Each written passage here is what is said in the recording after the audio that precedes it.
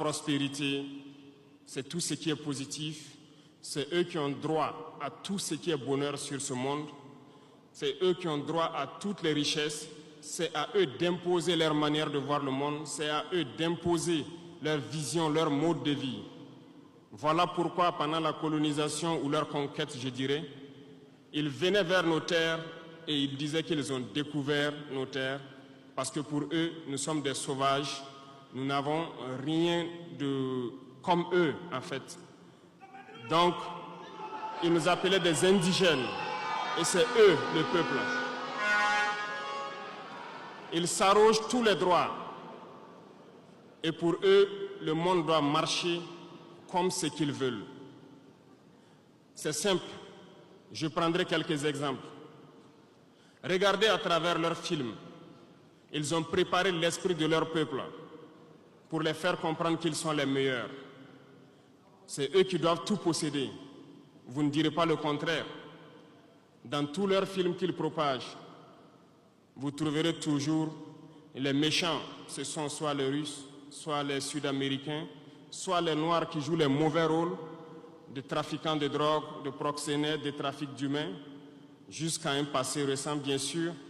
Vous trouverez les Arabes qui jouent le rôle des terroristes. Voilà un peu comment ils perçoivent le monde.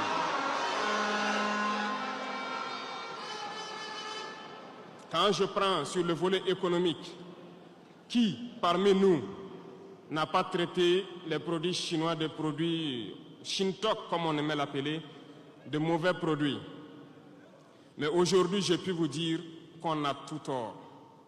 Parce que la Chine est à un niveau de technologie assez avancé. Et c'est en Chine que la plupart de ces pays viennent s'approvisionner, mettre leur marque dessus et nous revendent comme étant leur propriété. Regardez autour de vous. Nos entrepreneurs qui sont dans le BTP ne diront pas le contraire. Tous leurs engins aujourd'hui sont chinois. Ceux qui font le transport ne diront pas le contraire. Ils nous ont menti parce que nous avons fait le tour du monde un peu dans ces 20 mois pour chercher des entreprises, pour chercher des usines. Et nous avons compris que tout revenait là-bas. Mais par leur communication, ils nous ont amenés à détester tous les produits chinois, à vouloir nous faire comprendre que ce qui est bon venait de chez eux, pas forcément d'ailleurs. C'est simple. Remonter le temps. Pour mieux comprendre ce que je dirais, il faut remonter un peu le temps. Et j'espère que certains iront lire. Qui sont les tsars, les conquêtes mongoles, les empires perses, turcs et ottomans?